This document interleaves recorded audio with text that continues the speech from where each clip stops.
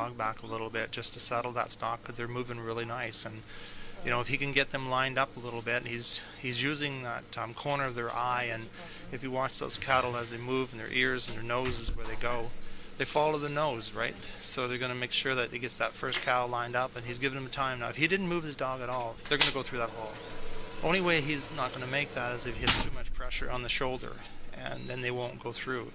But just see how he did that, and that's what I'm talking about. He never got ahead of the point of the shoulder.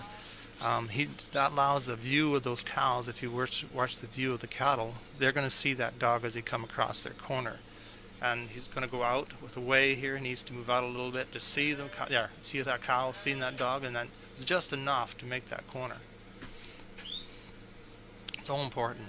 He doesn't want to wrap there around where he gets in front of them and stops that flow, because there's a direction of flow, right? It's what it's called, and it's a line of flow, and we don't want to slow that down. He needs to keep those cattle doing what they're doing. I really believe this is a really, really good run. It's not as clean as some of the runs we've seen in a couple spots, but he's got some movement. And it doesn't mean he's taking weight off the cattle, because he's getting there. He's going to take less time with his cows. He's going to work them with less time, and that's going to make the difference about the weight difference. So same thing. He's backing away lots because there's one heifer in here particularly not liking him. And you're gonna see that when you're working your livestock. There's some cattle like people and some don't. He missed on two on his side, but he's gonna get them back.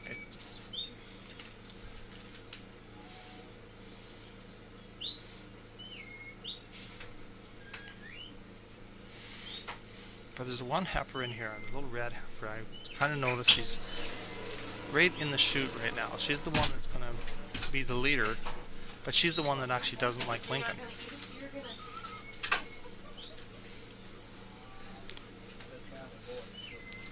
There's lots of ways of doing this, and I'm explaining what I think.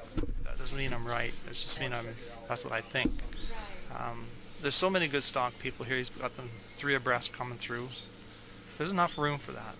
That's what I talked about. How he come a little quicker at this obstacle. He has a little more need a little more time to get them in there, but he had to make that move and keep them moving. And then he's going to come by.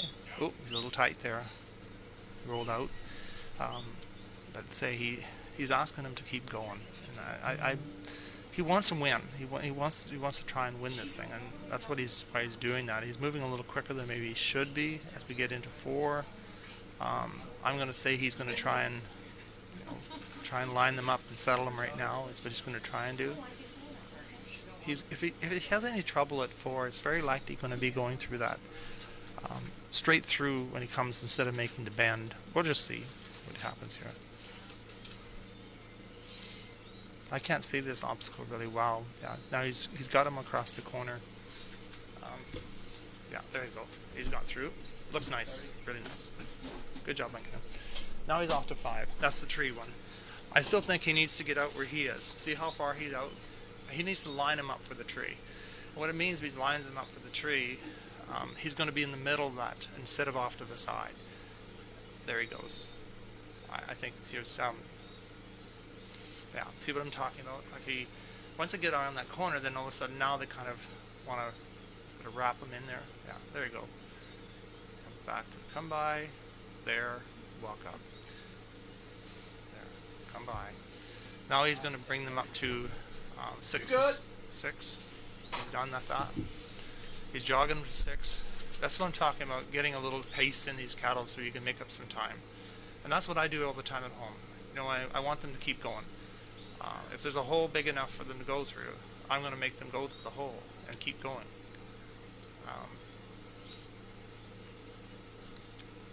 He's lied his dog down so he can settle him a little bit, kind of get figured out where he wants to be. Once he makes the turn, he's going to watch the very first cow, his head, when it starts to make that move, and have the other ones follow it. Little red heifer is the one I've been watching all the way along here, because she's the one that could give him a little bit of a problem. And she's hanging back a little bit right now. See how she's looking? Her eyes telling you that. I'm not sure if I want to do this today. Come by.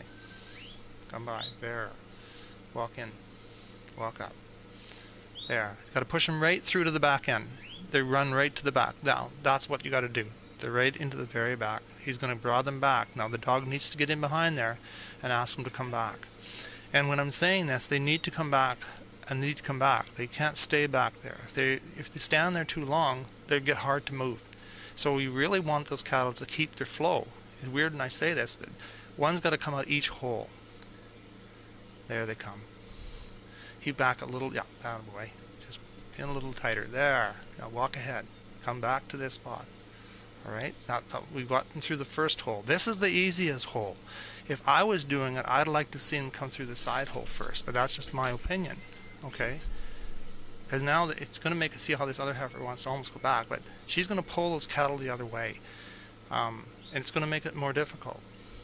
He can't go inside of that obstacle. No, you cannot. He can't go inside the obstacle, so he has to work on both sides of it, which makes it hard. He's got one, and now he's got to push the other one back. There, he did it.